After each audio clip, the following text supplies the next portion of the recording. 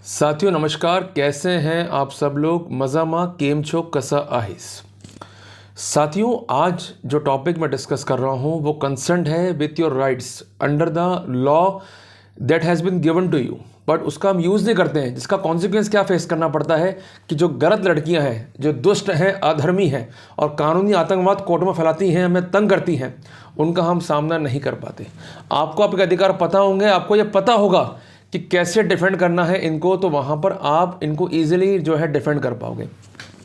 पर इसके साथ साथ एक बात जो है आपको ध्यान में रखनी है, क्योंकि एक सुप्रीम कोर्ट जज ने साफ साफ ये कहा भी है कि अगर कोर्ट में आपको जाना है तो आपको चांदी के हाथ और सोने के पैर चाहिए। ये इसलिए उन्होंने कहा था कि कदम कदम पर आपको चाहिए पैसा कोर्ट में।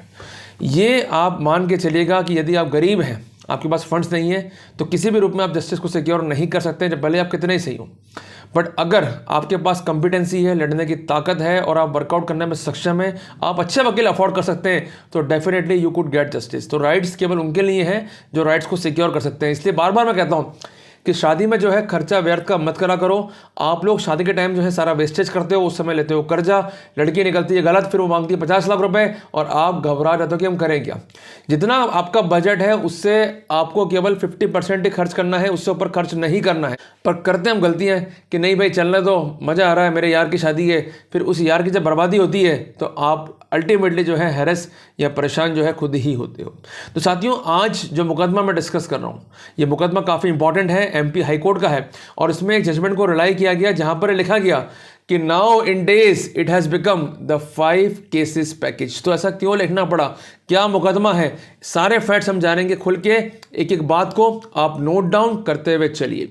साथियों जजमेंट है मध्य प्रदेश हाई कोर्ट का, इंदौर बेंच का, जिसका क्रिमिनल मिसलेनियस पिटिशन नंबर है 35596/2018, जिसका कंसर्न पार्टी है राजन वर्सेस स्टेट ऑफ मध्य प्रदेश। साथियों इस केस में जो कंसर्न पिटिशनर है वो है सास और ससुर। इन्होंने जो है क्वेश्चन लगा दी। इनके ऊपर ये आरोप है कि इन्होंने दहेज की मांग करी, मारपीट करी और ये सब एक राय थे। और इस पूरे क्राइम में इनके साथ साथ इनका बेटा और इनकी बेटी भी जो है वो इन्वॉल्व थे। साथियों बेसिक आरोप क्या है प्रोसिक्यूशन के, कि जो कंसर्न कंप्लेनेंट है उसने एक एफआईआर कटाई। उसमें उसका कहना ये था कि जब मेरी मैरिज हुई तो मेरे पेरेंट्स ने बढ़ चढ़ के शादी में 50-60 लाख रुपए खर्च किए। इसको आप नोट कर लो, अंडरलाइन कर लो। ये आपको मैं इसलिए लिखवा रहा हूँ चीज़ ये कि अक्सर ऐसा होता है कि हर एफआईआर में लगभग यही कहानी जो है निकल के आती है कि शादी में 50 से 60 लाख रुपए खर्च करें, पर इतना रुपए आता कहाँ से। आप लोग क्वेश्चन नहीं पूछते हो, जिसका फ़ायदा जो है ये लोग उठाते हैं। आप प्रश्न पूछो, उसका जो है ये उत्तर देंगे, फिर उससे नया प्रश्न पूछो, फिर ये उत्तर देंगे, और ये उत्तर देने के लिए बाउंड है। इनको केस प्रूव करना है बियॉन्ड डाउट। इनके लिए प्रोटोकॉल है सेक्शन 101 इंडियन एविडेंस एक्ट का। तो ये कहते हैं कि हमने 50-60 लाख रुपए खर्च करे हैं। तो सबसे इंपॉर्टेंट बात, लड़की बेरोजगार है, क्योंकि यूजुअली लड़कियां करती क्या है, क्लेम फाइल करती है 125 सीआरपीसी का, जिसमें वो लिखती भी आती है कि हम तो बेरोजगार हैं, हमारे पेरेंट्स की इनकम बहुत कम है, हम उन पर डिपेंड है, जबकि ड्यूटी मेरे पति की बनती है, मेरा पति जो है लाखों रुपए कमाता है।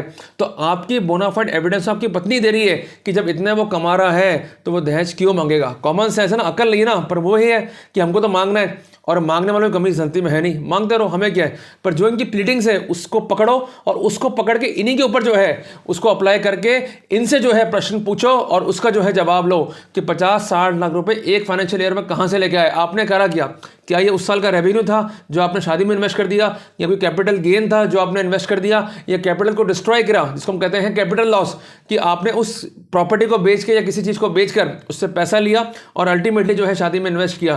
क्या किया आपने, ये प्रश्न पूछिए। अगर पूछेंगे, इनको उत्तर नहीं सूझेगा, अल्टीमेटली ये लोड शिफ्ट करती हैं। जिन पर लोड शिफ्ट करेगी उनको लीगल नोटिस दो इनकम टैक्स एक्ट के, उनको लीगल नोटिस दो आप प्रिवेंशन मनी लॉन्ड्रिंग एक्ट के, और उसकी शिकायत डालो कंसर्न अथॉरिटी को। यकीन मानो कि ये कोर्ट में नहीं आएंगे। इनको डर है कि अगर हमने कोर्ट में आए, बयान दिए, तो ये बयान हमारे खिलाफ जो है पढ़े जाएंगे।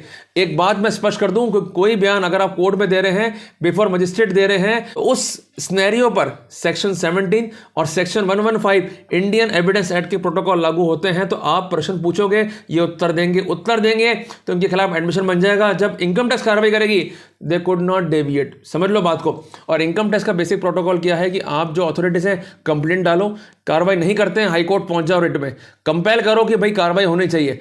आज देश के प्रधानमंत्री की इच्छा क्या है कि ब्लैक मनी जनरेट नहीं हो। लगातार एजेंसियां जो है काम कर रही हैं। आज हमारे देश में लॉ इन्फोर्समेंट एजेंसी है to prevent the money laundering, और ये खुल्लम खुल्ला कर रहे हैं। तो कहने की बात ये कि जो ऑब्जेक्ट है कानून का उसकी लाइट में प्लीडिंग्स करोगे तो डेफिनेटली आपको जो है सक्सेस मिलने वाली है। यहाँ पर भी ऐसा प्लीडिंग्स लेना चाहिए था, पर चूंकि नहीं लिया गया कोई बात नहीं, पर रेमेडी जो है अल्टीमेटली मिली।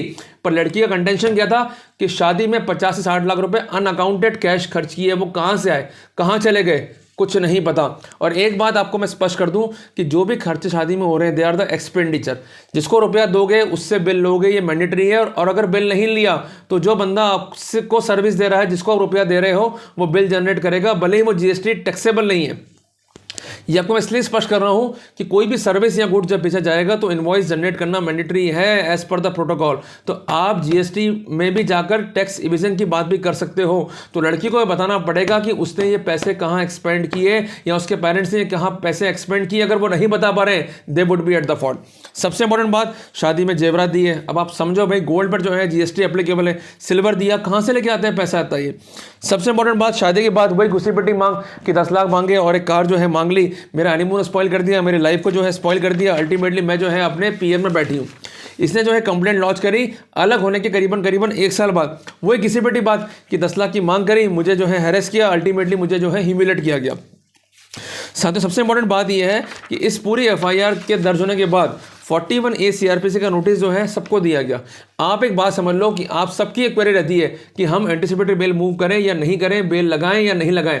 खासकर दिल्ली वाले काफ़ी जो है परेशान रहते हैं इस क्वेरी को लेके। एक बात मैं स्पष्ट कर दूं, there is no need to move any anticipatory bell.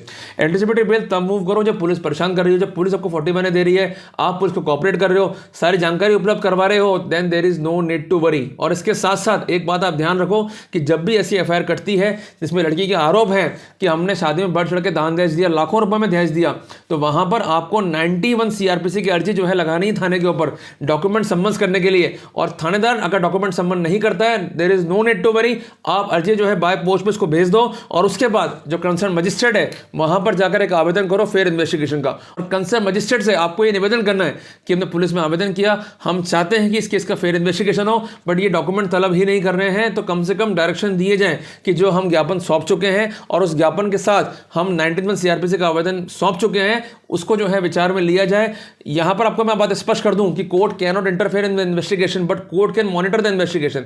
और इस पर एक सेटेड लॉ है ऑनरेबल सुप्रीम कोर्ट का, जिसका साइटेशन है 2016 एससीसी पेज नंबर 277, जिसमें यह स्पष्ट है कि अगर पुलिस जांच गलत तरीके से कर रही है तो वहां पर कंसर्न मजिस्ट्रेट मॉनिटर करते हुए डायरेक्शन भी पास कर सकता है। और ये प्रैक्टिकल मैंने इसको यूज किया है, कई केसों में इसको अप्लाई भी किया गया है और इसके रिजल्ट बड़े ऑप्टिमम है। तो आप भी जरूर जो है इसको इस्तेमाल करो और अपने अधिकारों को जो है सिक्योर करो। साथियों यहां पर जो कंसर्न पिटिशनर है ये गए क्वेश्चन के अंदर। क्वेश्चन में ये लोग गए 4 आधारों पर। आधार नंबर 1 कि शादी जो है हमारे जिस प्लेस पे हुई है उसको बनाया गया है ज्यूरिडिक्शन, जबकि यहाँ पर ना तो हम रहे और ना ही क्रुएल्टी हुई है। जब क्रुएल्टी नहीं हुई है तो इस सिनेरियो में सेक्शन 177 सीआरपीसी और section 178 sub clause C CrPC के तहत कोई ज्यूरिडिक्शन जो है वो मेड आउट नहीं होता है। नंबर 2 इनका कहना है कि कोई भी एलिगेशन जो है प्रथम दृष्टया रूप से ऑफेंस से डिस्क्लोज नहीं कर रहे। इनका यह भी कहना है कि एफआईआर जो है वो डिलेड है, 1 साल बाद जो है एफआईआर दर्ज कराई गई है। एलिगेशन जो भी है ये ओमनीबस है, एलिगेशन जो है वो सामान्य है और सामान्य आरोप किसी भी रूप में कोई ऑफेंस जो है वो घटित नहीं कर सकते, जिसका अपोज किया अपोजिट पार्टी ने। पर सबसे इंपॉर्टेंट बात, कोर्ट का यह मानना है कि 498 है आईपीसी को लेकर जो क्रुएल्टी की एविडेंस है वो फाइल पे होनी चाहिए, बट ऐसी कोई एविडेंस जो है फाइल पे नहीं है। इसके साथ साथ सेक्शन 323 आईपीसी का आरोप है पर कोई मेडिकल जो है फाइल पे नहीं है। तो बेसिकली कोर्ट ने क्या ऑब्जर्व किया? कोर्ट ने ऑब्जर्व किया while relying on judgment of Arnesh Kumar बनाम state of Bihar, in nowadays it has become a package of 5 cases against the husband and the family member in the family and in the criminal code under IPC, Hindu Marriage Act and the Protection of Women from Domestic Violence Act। तो कुल मिला के 5 केसों का package बन चुका है, ये कोर्ट ने ऑब्जर्व किया, अपने फैसले के पैरा नंबर 11 में लिखा। इसके अलावा कोर्ट ने रिलाई किया जजमेंट ऑफ प्रीति गुप्ता बनाम स्टेट ऑफ झारखंड, जहां पर स्पेसिफिक किया गया है In nowadays, it has become the fashion to implicate the distant relative or the immediate relative of the concerned husband, ताकि उनको implicate करो, परेशान करो और भारी भरकम राशि जो है एक्सटॉर्ट करो। तो कुल मिला के ऐसी कार्रवाई में कोर्ट को जो है वो कॉशियस होना चाहिए। इसके अलावा जजमेंट डिराई किया गया गीता मल्होत्रा का के सुब्बा राव का, सब में यही है कि जो भी डिस्टेंस रिलेटिव हैं उनके खिलाफ अगर आरोप है बट वो आरोप स्पेसिफिक नहीं है तो इस सिनेरियो में कोई भी केस जो है मेड आउट नहीं होगा। तो कोर्ट को वहां पर एविडेंस को देखते हुए अगर मामला बनता है क्वेश्चन का तो क्वेश्चन कर देना चाहिए। साथियों, इस मामले में कोर्ट ने फैक्ट्स को, सर्कमस्टेंसेस को देखते हुए एंटायर एफआईआर को और प्रोसीडिंग को क्वेश्चन करने के ऑर्डर दिए as far as the concern parents are concern.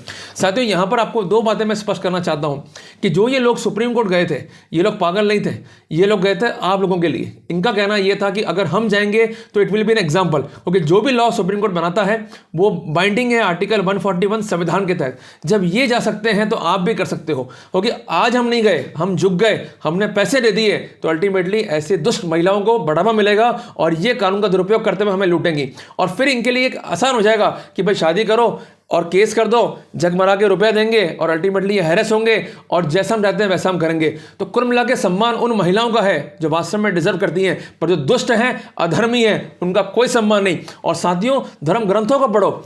आज मैया सीता थी, सम्मान था, आज भी है, पर एक सुरपणखा थी, वो भी औरत थी पर सम्मान नहीं है। सब उसको देखते हैं नफरत की निगाहों से। तो कुल मिला के एक महिला का सम्मान तब तक है कि जब वो घर में है, घर की दहलीज में है। जैसे ही घर की दहलीज वो त्यागती है, बाहर निकलती है, फिर वो औरत नहीं रही। अगर वो तब भी समझ के आती है तो एक मौका देना चाहिए माफ करने का। पर अगर वो दफ्तर पहुंच गई, वकील के दफ्तर पहुंच गई, किसी जज के या थाने कचहरी पहुंच गई, तो फिर ऐसी महिला को माफ नहीं करना, फिर वो हमारे दुश्मन है। क्योंकि जब जब महाभारत लड़ा जाएगा, भले ही सामने अपने होंगे पर हमें युद्ध लड़ना होगा। आज बात धर्म की है, आज बात मेंस राइट की है। मेंस राइट भी एक धर्म है, इसको अपनाओ। और साथियों, एक बात मैं स्पष्ट करना चाहता हूं कि अगर आज नहीं जगे, आज नहीं बोले तो आगे आने वाली पीढ़ियां रोएंगी। वो नहीं रोए तो जग जाओ मेरे भाई। और एक आखिरी बात इस वीडियो के अंत में कहना चाहता हूं कि लड़ने के साथ साथ बल भी चाहिए, बुद्धि भी चाहिए और विद्या भी चाहिए। तो नित्य हनुमान जी के मंदिर जाओ, उनका स्मरण करो, शक्तियों को ग्रहण करो। और साथियों, इसके साथ साथ मैं कहना चाहता हूं वापिस से उसी बात को कि अगर आप पूर्णतः लड़ने में असक्षम हो, आपको लगता है मैं नहीं लड़ सकता हूं, मत लड़ो। पर अगर सक्षम हो और आपके राइट्स अफेक्ट हो रहे हैं, आप पे झूठे आरोप हैं, तो उस दुष्ट महिला को 20 लाख रुपए या 50 लाख रुपए देने से पहले एक बार जरूर सोच लेना कि उसके आरोप क्या थे। तो साथियों, आप सबको मैं यही कहना चाहता हूं कि शक्तियों को ग्रहण करो, ब्रह्मांड से जो ऊर्जा आ रही है उसे ग्रहण करो। और आपके राइट्स अगर अफेक्ट हो गए हैं तो लड़ो, अगर नहीं लड़ोगे तो ये आपके राइट्स को तबाह करने में कोई कसर नहीं छोड़ेंगी। इनका तो एक ही टारगेट है कि हम महिला हैं, हम रो देंगी, कानून हमारे साथ है। और इवन आपको प्रेशर भी किया जाएगा, इवन बाय द जज ऑल्सो, कि क्या रखा है, राजीनामा कर लो। मैं एक बात कहना चाहता हूं कि वो सिस्टम ही क्या जो इन झूठी महिलाओं को बढ़ावा देकर एक इनोसेंट पुरुष की बलि चढ़ा दे। साथियों, अगर लड़ोगे, अपने राइट्स को सिक्योर करोगे, तो आपके सामने एग्जाम्पल भी है, चाहे भगत सिंह का हो, चाहे सुभाष चंद्र बोस का हो। ये लड़े थे देश की आजादी के लिए। इनको क्या रखा था, डंडे खाए, पिटे, भूखे रहे, सड़ते रहे, पर इन्होंने एक ही बात कही थी कि भारत माता की जय। तो हमें भी बात करनी है मेंस राइट की कि आज हमारा मेंस राइट कहां जाएगा। अगर हम नहीं बोलेंगे तो कौन बचाएगा इस मेंस राइट को। तो खड़े हो जाओ और लड़ो, और लड़ना पड़ेगा। और आपकी ही जजमेंट आगे आने वाली पीढ़ियों के जो है काम आने वाले हैं। पर एक बात का ध्यान रखना कि लड़ते में होश नहीं गंवाना है, लड़ना है सिस्टमेटिक। ड्राफ्टिंग पूरी करो, सारे लॉ को रिलाई करो और कोर्ट को विवश करो कि कम से कम मेंस के जो अधिकार हैं उसे रिकॉग्नाइज करे। दुष्ट महिला है उसको डिस्कार्ड करते हुए जो बेसिक राइट्स हैं, जो फंडामेंटल राइट हैं, जो डिजर्विंग पर्सन है उसे जो है वो ग्रांट करे। कोर्ट जो फैसला करे करे, हमें गम नहीं है, पर मेहनत पूरी करनी है, प्रयास पूरे करने हैं, ताकि अंत में यह ना रहे कि हमने प्रयास ही नहीं करे थे। जो होगा वो होगा, ये चला आ रहा है। पहले भारत में मुगल थे, फिर अंग्रेज आ गए, अब शासन जो है चलते जा रहे हैं। तो शासन ने जो करना है, हमें कोई फर्क नहीं पड़ता, पर हम अपनी आवाज उठाएंगे, बात को रखेंगे, फिर जो होगा देखा जाएगा। तो कुल मिला के साथियों, मोटिवेट रहें, लड़ें। और जो ये गाइडलाइंस इस जजमेंट में है, जजमेंट का नाम जो है वापस से आप नोट कर लें, जजमेंट है एमपी हाई कोर्ट का, राजन बनाम state of Madhya Pradesh. Judgment का जो डेट है ये है 17 अगस्त 2023। इसको रिलाई करें, इसमें कई जजमेंट जो है रिलाई कर रखे हैं ऑनरेबल सुप्रीम कोर्ट के। ये जजमेंट आपको इजीली जो है नेट से मिल जाएगा, थोड़ी सी मेहनत करनी पड़ेगी, तो ये आपको करना पड़ेगा। और साथियों, अपने राइट्स को सिक्योर करना पड़ेगा। और आपकी लड़ाई नहीं है, ये लड़ाई है पूरे मेंस राइट की। तो आपको लड़ना पड़ेगा पूरे जोश के साथ, मैदान नहीं छोड़ना है, लड़ना है, चाहे जो भी होगा अंजाम। तो साथियों, मिलते हैं एक नए टॉपिक के साथ। टिल देन, जय हिंद, जय भारत।